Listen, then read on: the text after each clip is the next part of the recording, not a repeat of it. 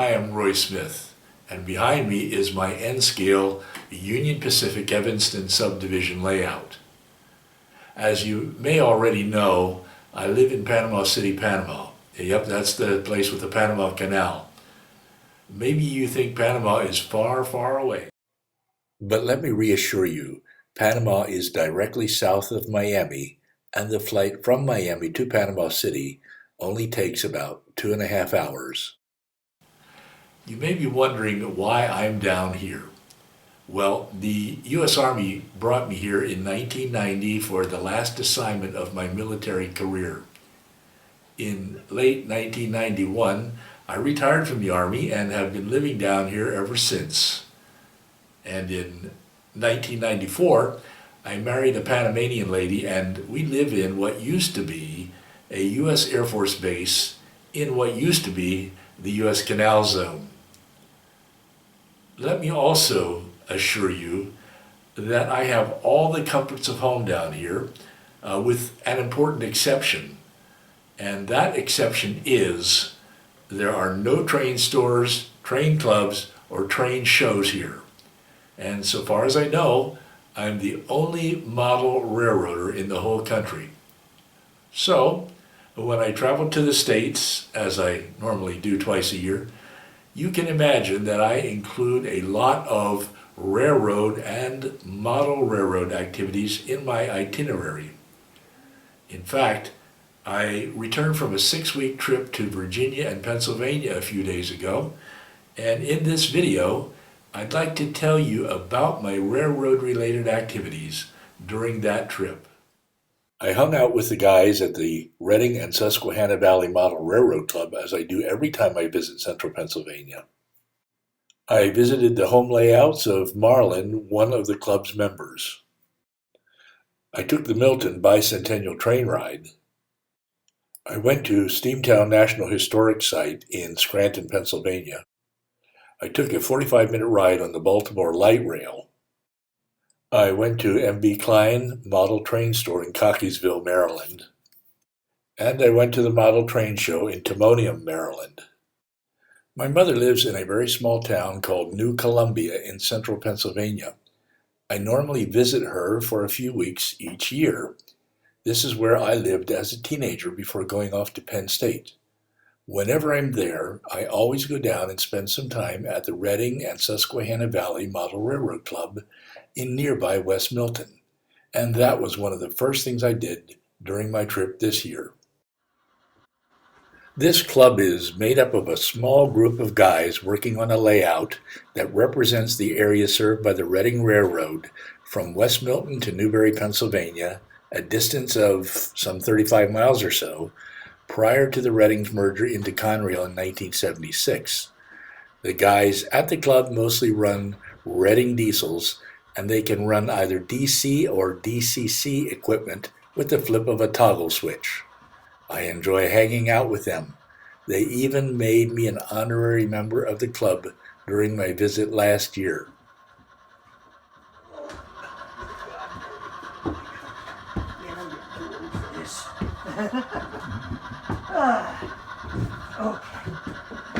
Climbing under that thing must be. The older you get, the harder it gets, Gary. Tell me about it. I've really begun to dislike bench work for that very reason. Building bench work has gotten really hard. Now, it's not that it's the building of the bench work, it's maintaining it after you get it built. These go home with me today. We got them yesterday. All right.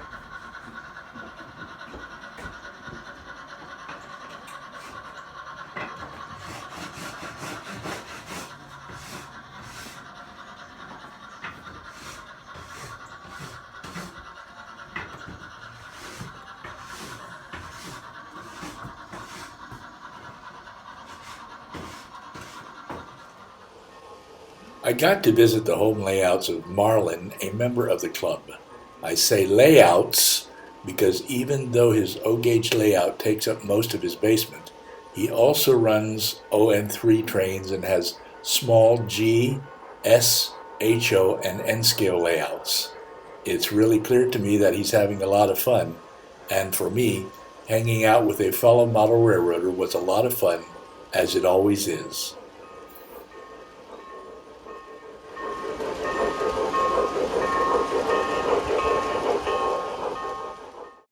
Another delightful thing I did during this trip was to ride on a passenger train which ran for the first time ever as a part of the bicentennial celebration of Milton, Pennsylvania.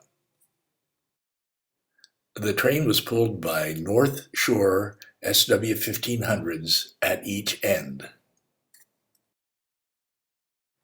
The North Shore Railroad Company is comprised of 6 short-line railroads serving central Pennsylvania. It provides rail transportation for local industries and has direct connections with the Norfolk Southern. Railway Age, a trade journal for the rail transport industry, has named it as the short line of the year for 2017.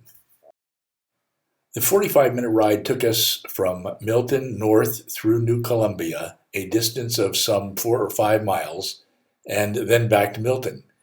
We went on the first of 3 runs by the train, and every seat for all 3 runs was sold out. Passengers have boarded the train.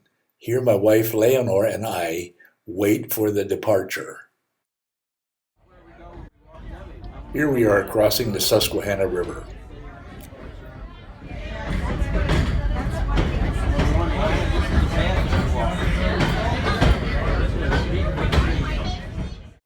Brent Hosterman filmed the train using a drone.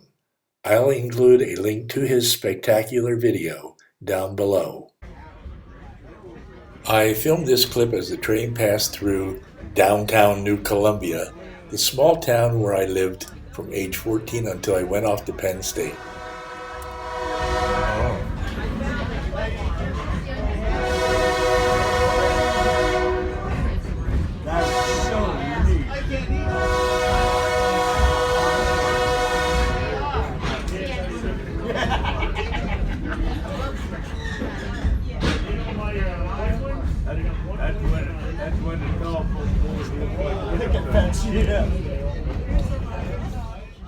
Here's the house where I lived and where my mother still lives.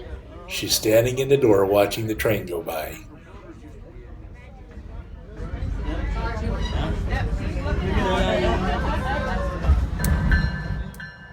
And I filmed this clip while standing on the street in front of my mother's house as the train went by for a second run.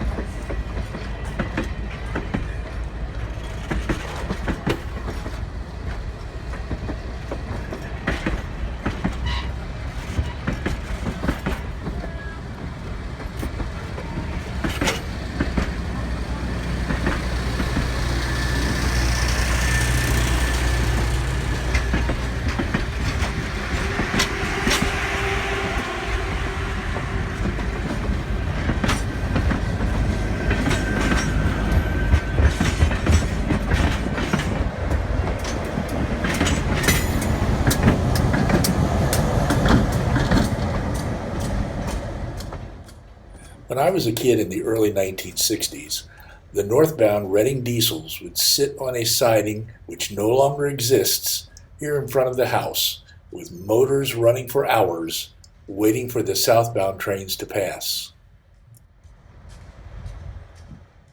This is what those diesels look like sitting there. Here you can see the former Reading passenger station in front of my mother's house. The volunteer fire company now uses it for storage. I have no idea how many decades have passed since it was last used as a passenger station, but it's still in pretty good condition, and I would love to see it restored as an historical site.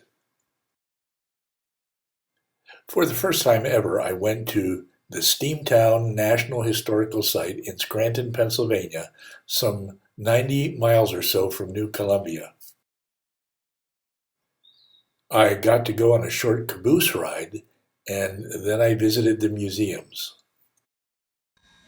And then I went on a guided tour of the turntable, roundhouse, and machine shop.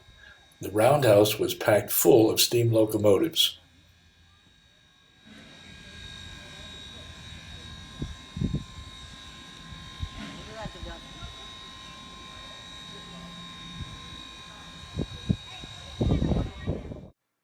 This Union Pacific big boy sitting on a track adjacent to the roundhouse caught my attention because I modeled the UP Evanston Subdivision where big boys once climbed the Wasatch Grade. At the end of my stay in Pennsylvania, I headed back down to Northern Virginia, stopping for 2 nights in the Cockeysville, Timonium area of Maryland, just north of Baltimore. Here I got to take the 45-minute ride on the light rail from Hunt Valley Shopping Center down to Baltimore's Inner Harbor.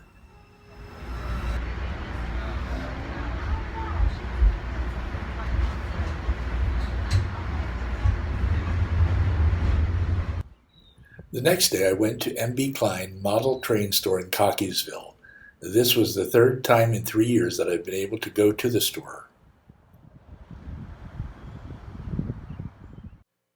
Here you see a portion of their N-scale display. A big part of everything on my layout comes from their online store, Model Train Stuff. This time, though, I actually bought 2 Cato N-scale SD70Ms while I was in the store. The display models of the 2 diesels I bought appear on the right side of the second shelf. And here are those 2 diesels on my layout back in Panama. At the moment, I can't run them on my layout because I haven't installed decoders in them yet. For the first time ever, I went to the model train show in Timonium.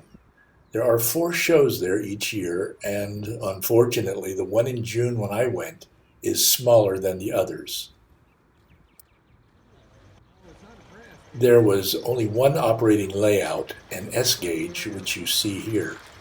I didn't buy anything at the show because nearly everything being sold by vendors was used, and most of that was HO scale.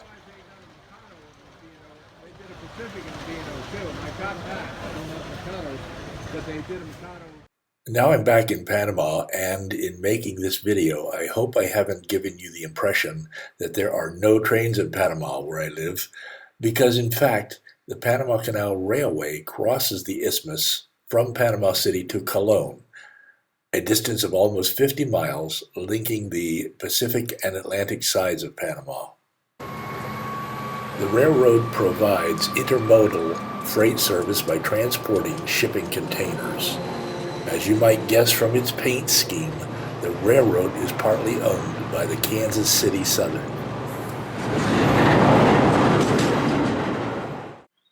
And there's a passenger train that runs twice a day between Panama City and Cologne. It runs parallel to the Panama Canal, and I'm sure that taking the passenger train would be a very nice trip. In fact, like the intermodal yard, the Corozal passenger station is only a mile or so from my house, and I can hear the train horns all the time. But I've never taken the passenger train ride to Cologne because there's nothing of interest to me in Cologne. And Panama City has a modern, high-speed metro rail system, which I use frequently. As I said at the beginning of this video, I do take advantage of as many railroad and model railroad activities as I can during my trips to the States. As always, my recent trip was a wonderful experience. I'd like to thank you for letting me tell you about it in this video. Okay, until next time, thanks for watching and happy railroading.